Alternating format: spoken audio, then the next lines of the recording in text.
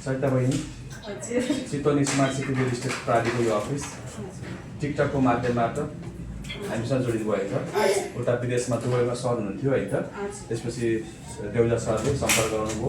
त्यो माध्यमबाट सरिता बहिनी हाम्रो राज अधिकारी सरसँग सम्पर्क गरेर आउनुभयो।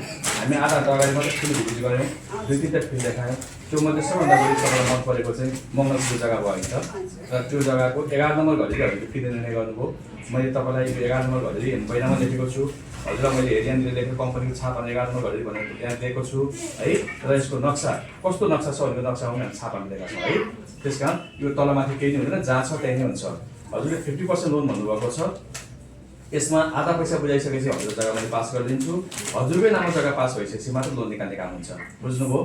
अब हजुरको पैसाले हामीलाई र हाम्रो जग्गाले हजुरलाई दुवैलाई राम्रो हुनु पर्यो। खुसी हुनुहुन्छ तपाईँ सबैजना? खुसी हुनुहुन्छ नि है त? एकदम चित्त बुझेर ढुक्क गरिदिनु भएको छ नि त है। अब आफ्ना छिमेकी आफन्त अन्य आउनुभयो भने पठाइदिनु होला। तपाईँ सोझै हामीसँग जोडिनु भएको हुनाले कोही कसैलाई कमिसन दिन पर्ने केही गर्नु परेन। कोही माध्यमबाट आउनु भएको कमिसन खाइदिइहाल्थ्यो यो केसमा है। सोझै अफिसलाई विश्वास गरेर आउनुभयो, अब यसरी आउनु होला है त। ल हजुर नमस्कार, हजुरको शुभ दिन होस्।